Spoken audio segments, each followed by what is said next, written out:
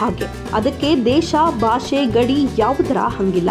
ಪವಿತ್ರ ಪ್ರೇಮ ಮೊಳಕೆ ಒಡೆದರೆ ದೊಡ್ಡ ಹಣ್ಣಾಗಿ ಜೀವನಕ್ಕೆ ಸಿಹಿ ಕೊಡುತ್ತೆ, ಬಾಳು ಸಿಹಿಯಾಗುತ್ತದೆ.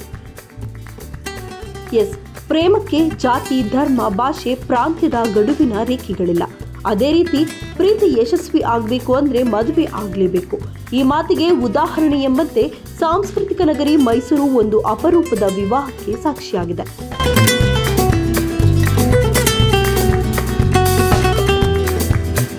ಭಾರತೀಯ ಸಂಸ್ಕೃತಿಗೆ ಮಾರು ಹೋದ ವಿದೇಶಿ ಯುವಕ ಮೈಸೂರು ಮೂಲದ ಯುವತಿಯನ್ನ ವರಿಸಿ ಇದೀಗ ಎಲ್ಲೆಡೆ ಟಾಕ್ ಆಫ್ ದಿ ಟೌನ್ ಆಗಿದ್ದಾನೆ. ನೆದರ್ಲ್ಯಾಂಡ್ ಮೂಲದ ಯುವಕ ವಚನ ಕಲ್ಯಾಣ ಮಹೋತ್ಸವದ ಮೂಲಕ ದಾಂಪತ್ಯ ಜೀವನಕ್ಕೆ ಕಾಲಿಟ್ಟು ದೊಡ್ಡ ಸುದ್ದಿಯಲ್ಲಿದ್ದಾನೆ. ಮೈಸೂರಿನ ವಿಜಯನಗರದ 2ನೇ ಹಂತದ ಖಾಸಗಿ ಕಲ್ಯಾಣ ಮಂಟಪದಲ್ಲಿ ನಡೆದ ಅಪರೂಪದ ಮದುವೆ ಎಲ್ಲರನ್ನ ಆಶ್ಚರ್ಯಗೊಳಿಸಿದೆ. ಮೈಸೂರಿನ ಹೂಟಗಳ್ಳಿಯ ಟಿಎಸ್ ವಿದ್ಯಾ ಹಾಗೂ ನೆದರ್ಲ್ಯಾಂಡ್ನ ರುಡ್ಗೇರ್ ದಾಂಪತ್ಯ ಜೀವನಕ್ಕೆ ಕಾಲಿಟ್ಟ ಜೋಡಿಯಾಗಿದ್ದಾರೆ. ಇಬ್ಬರ ನಡುವೆ ವಿದ್ಯಾಭ್ಯಾಸದ ಸಮಯದಲ್ಲಿ ಪ್ರೇಮಾಂಕುರವಾಗಿತ್ತು. ಇಬ್ಬರು ಮದುವೆಯಾಗುವ ನಿರ್ಧಾರಕ್ಕೆ ಬಂದಿದ್ರು.